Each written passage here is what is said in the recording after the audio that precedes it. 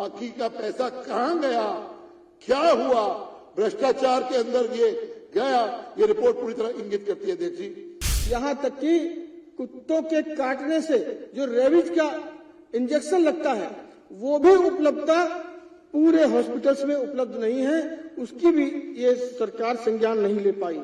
सच्ची बात तो ये है कि पूर्ववर्ती सरकार दिल्ली की जनता के स्वास्थ्य के साथ खिलवाड़ कर रही थी और इसके साथ साथ कोविड काल में भी उन्होंने दिल्ली की जनता को बिलखने के लिए छोड़ दिया था। केजरीवाल सरकार ने स्वास्थ्य और शिक्षा के नाम पे जो बहुत बड़ा बजट का हिस्सा प्रतिशत जो रखा, वो केवल इसलिए नहीं रखा कि जिससे जनता को इसका लाभ हो, वो बजट बढ़ाकर इसलिए रखा जिससे ज्यादा से ज्यादा भ्रष्टाचार का हमको मौका मिले। 10 साल में अध्यक्ष जी आपको जान के हैरानी होगी, जब हम ये रिपोर्ट पढ़ते हैं तो 1235 सिर्फ बेड बढ़े हैं पिछले 10 साल के अंदर, यानी कि जो उनका रेशो है, प्रॉमिस का रेशो है, सिर्फ 3.5% उन्होंने काम किया है। बाकी का पैसा कहां गया, क्या हुआ, भ्रष्टाचार के अंदर ये गया, ये रिपोर्ट पूरी तरह इंगित करती है। अध्यक्ष जी, जो इस रिपोर्ट के अंदर भी कहा गया कि उन्होंने 4 हॉस्पिटल्स को स्पेशल ऑडिट किया गया, जान के आपको हैरानी होगी अध्यक्ष जी, और सदन को भी हैरानी होगी। लोकनायक जयप्रकाश नारायण हॉस्पिटल, जो दिल्ली का सबसे प्रतिष्ठित दिल्ली सरकार का हॉस्पिटल है, जहां सबसे ज्यादा लोग इलाज कराने जाते हैं, वहां पे एक ओटी सर्जरी, ऑपरेशन थिएटर की सर्जरी का डिपार्टमेंट ही फंक्शन नहीं है। ये है दिल्ली की सरकार। और जो वेटिंग टाइम है, अध्यक्ष जी, किसी को जरूरत हो आज ऑपरेशन कराने की, आज ऑपरेशन नहीं हो पाएगा अध्यक्ष जी, 4 से 12 महीने लगेंगे। ये वेटिंग टाइम है इस सरकार, इस पूर्ववर्ती सरकार की हेल्थ क्रांति।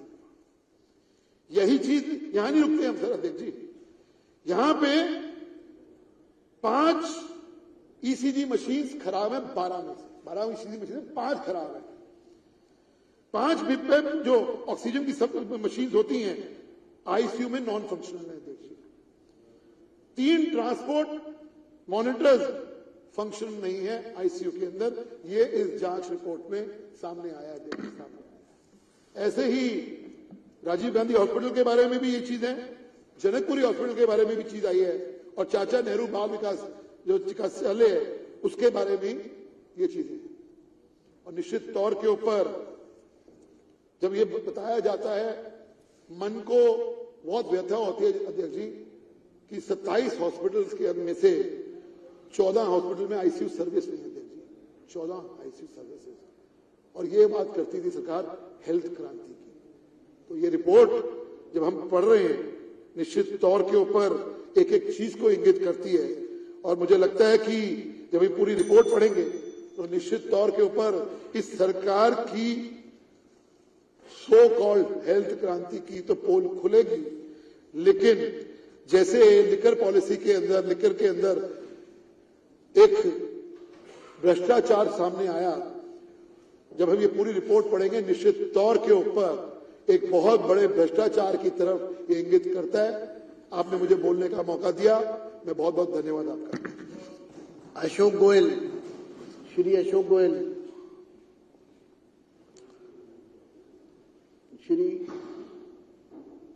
श्री अजय महावर।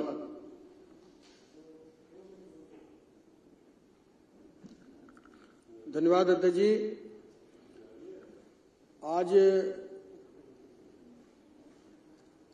आज सीएजी रिपोर्ट की जो स्वास्थ्य के ऊपर ये रिपोर्ट सदन में रखी गई है, हम लगातार इस विषय को पिछले सदन में भी उठाते रहे, और जिस प्रकार से ये सीएजी रिपोर्ट अभी मैं सरसरी ढंग से देख रहा था, तो इसमें हॉस्पिटल्स की तो जो बात आई है वो आई है कि हॉस्पिटल तो इन्होंने खोले नहीं, लेकिन बिस्तरों की संख्या भी लगातार कम होती रही है। हर जिले में, हर हॉस्पिटल के अंदर जो बेड्स थे वो भी कम हो गए। ये मोहल्ला क्लिनिक के ऊपर बड़ी पीठ थोपते थे अपनी। जो मोहल्ला क्लिनिक कोरोना के भारी संकट में कोरोना की टेस्टिंग तक उपलब्ध ना करा पाए, वो कैसी वर्ल्ड क्लास मोहल्ला क्लिनिक की ये बात करते थे, इनको अपने मुंह पर शर्म भी नहीं आती थी।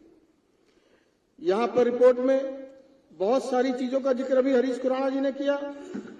एम्बुलेंस की हालत इतनी बुरी है, जो इमरजेंसी एम्बुलेंस हो या कॉल वाली एम्बुलेंस हो, उसमें भी निरंतरता गिरावट आई है। एम्बुलेंस की संख्या में लगातार 2016 से लेकर 22 तक लगातार गिरावट आई है। ये बातें बनाते थे बहुत बड़ी बड़ी, ये कहते थे कि हमने इतना ज्यादा बजट शिक्षा और स्वास्थ्य में दिया है, लेकिन दिल्ली का स्वास्थ्य बिल्कुल खराब कर दिया। वो पिछली बार एक बार अभय जी ने जिक्र किया था, एक व्यक्ति आया था खांसता खांसता, पूरी दिल्ली को आज खांसने पर मजबूर कर दिया। आप इसमें सीएजी रिपोर्ट में जितनी भी चीजें, जितनी भी डिटेल्स हैं, उन सब में चाहे दवाइयों का मामला हो, आज इतना ही नहीं, जो पशुओं की दवाई का मामला है उसमें भी इसमें डिटेल से जानकारी है। यहां तक कि कुत्तों के काटने से जो रेबीज का इंजेक्शन लगता है, वो भी उपलब्धता पूरे हॉस्पिटल्स में उपलब्ध नहीं है, उसकी भी ये सरकार संज्ञान नहीं ले पाई। जो शव गृह वैन उपलब्धता होती है, उसकी भी उपलब्धता नहीं हो पाई। इस सरकार ने पिछले 10 साल में सब गृह वैन को भी मेंटेन करने में ये असफल रही, और जो सीटीएस के जो बेड़े थे, इनके पर्याप्त कॉल्स वाले एम्बुलेंस के साथ उसके अपेक्षित उपकरण और दवाइयां वो भी उसमें उपलब्ध नहीं थी। इनकी जो आहार विज्ञान विभाग है, उस सेवा से भी ये इनकी पूरी की पूरी आप देखिएगा नहीं है। नमूना जांच जितने भी हुए हैं, जितने भी नमूने के जांच हुए हैं, उसमें भी आप देखेंगे, चाहे एलएनएच हो, चाहे आरजीएचएस हो, सीएनबीसी हो, जीएचएस हो, किसी में भी किसी भी मानदंड को ये पूरी तरह से नहीं मेकअप कर पाए, और ये अपनी पीठ खाली थपथपाते रहे, झूठ बोलते रहे, दिल्ली का बेवकूफ बनाने का काम करते रहे। लेकिन अब दिल्ली जाग गई है। मैं बधाई देता हूं आदरणीय मुख्यमंत्री जी को, मैं बधाई देता हूं कि इस पूरे काउंसिल ऑफ मिनिस्टर्स को, जिन्होंने पहले ही इसमें सदन में इसको पेश किया है। इसमें बाल मृत्यु का भी जिक्र है। बाल मृत्यु भी लगातार इस सरकार के 2017-18 से अगर आप देखें तो 3.65% इसमें वृद्धि हुई है, और 21,870 बाल मृत्यु में 798 मामलों में इसमें गड़बड़ी पाई गई है। लेकिन इसके लिए भी पिछले दिनों राजीव गांधी सुपर स्पेशलिटी जो हॉस्पिटल है, कोरोना के बाद भी उसमें ऑक्सीजन की वजह से डिपार्टमेंटल जो मशीनरीज है, उनकी गड़बड़ी के माध्यम से काफी लोगों की मौत हुई है। और आपको ध्यान होगा, मोहल्ला क्लिनिक में गलत दवाई दी थी, जिससे कई सारे छोटे छोटे बच्चों की जो पैदा हुए थे और 5 साल तक के बच्चों की, बहुत सारे बच्चों की मौत हुई थी, जिसकी जांच के लिए भी आपको याद होगा दत्त जी, आप उस समय नेता प्रतिपक्ष थे, यहाँ पर हम लोगों ने इस सदन में ही आवाज उठाई थी। उसके लिए भी आज तक ये सरकार कुछ भी नहीं कर पाई। कुल मिलाकर के चाहे किसी भी विषय हो, स्वास्थ्य विभाग में पूरी तरह से अपनी पीठ थपथपाने वाली ये सरकार पूर्ण रूप से विफल रही है।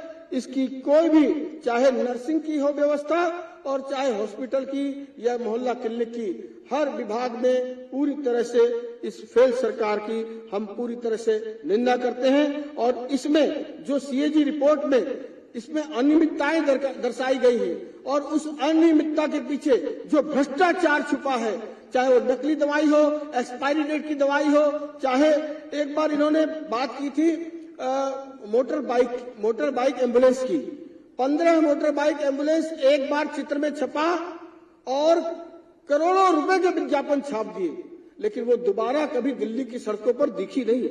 इस सवाल को हम खड़ा करते हैं, और ये पूरी तरह से जिस क्षेत्र में स्वास्थ्य विभाग के अनियमितता हुई है और भ्रष्टाचार के दायरे में आते हैं, मैं सदन से और आपसे गुजारिश करूंगा कि भ्रष्टाचार की व्यापक जांच हो, और उन जांच से जो भी दोषी हो उस पर कड़ी से कड़ी कार्रवाई की जाए। बहुत बहुत धन्यवाद।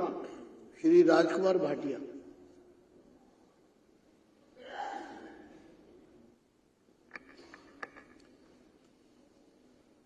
आदरणीय सभापति महोदय, मैं आभार व्यक्त करता हूं, आपने मुझे बोलने का अवसर दिया। साधुवाद की पात्र हैं दिल्ली की यशस्वी मुख्यमंत्री बहन श्रीमती रेखा गुप्ता जी और उनका मंत्रिमंडल, जिन्होंने दिल्ली की पहली जरूरत हेल्थ को, कैग रिपोर्ट को सदन के पटल पर रखा है। अभी सरसरी तौर पर देखते हुए हेल्थ में जो सबसे बड़ा फैक्टर है वो स्टाफ, मशीनरी और मरीज, 3 बिंदुओं पर टिकता है। और तीनों बिंदुओं में ही हिंदी के वर्जन पेज 22 पर जो अभी देखने को मिला है, चयनित अस्पतालों में कर्मचारियों की स्थिति, एक हॉस्पिटल में डॉक्टरों की जो भर्ती थी या डॉक्टरों की जो जरूरत थी उसमें 50 से 74% के पद जो है वो रिक्त पाए गए हैं। और ये हॉस्पिटल है RGCH, Rajiv Gandhi hospital, super specialist hospital, जिसका सीधा सीधा नियंत्रण दिल्ली सरकार के अंतर्गत था। और पैरामेडिकल स्टाफ में भी 22 से 56% नियुक्ति पद खाली पड़े हुए थे, जिसका कभी भी भरने के लिए कोई प्रयास नहीं किया गया। और सबसे चिंताजनक स्थिति नर्स, जो 24 घंटे उपलब्ध रहती है मरीजों के लिए, नर्सिंग स्टाफ में 73 से 96% तक की कमी यहां पर रिपोर्ट की गई है, जो आपके सामने इस तालिका में दर्शाई गई है। और इसके साथ साथ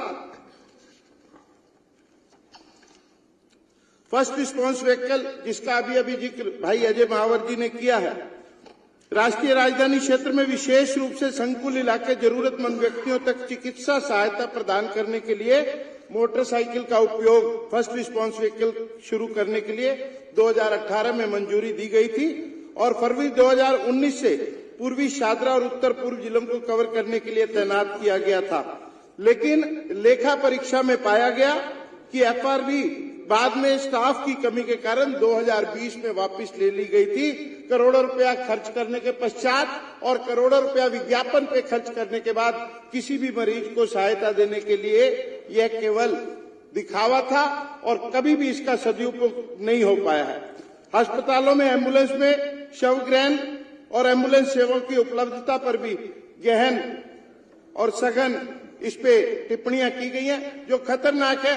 सच्ची बात तो यह है कि पूर्ववर्ती सरकार दिल्ली की जनता के स्वास्थ्य के साथ खिलवाड़ कर रही थी और इसके साथ साथ कोविड काल में भी उन्होंने दिल्ली की जनता को बिलखने के लिए छोड़ दिया था। इलाज की कमी के कारण अनेकों मृत्यु हुई और इसको जो ये कमियां इसमें दर्शाई गई हैं, जो टिप्पणियां दी गई हैं, इसे संगीन मानते हुए इन पर हत्या का मुकदमा दर्ज करना चाहिए, क्योंकि उनके कारण जिन मरीजों की मृत्यु हुई है वो स्वाभाविक मृत्यु नहीं थी, उसे हत्या की श्रेणी में लाकर इन पर मुकदमा चलाया जाना चाहिए। श्री OP शर्मा।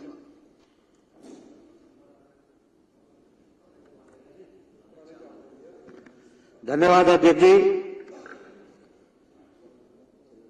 ये कई बार लगता है ये कैग रिपोर्ट रामायण की तरह हम पेश कर रहे हैं, जिस तरह हमारे धार्मिक ग्रंथ होते हैं।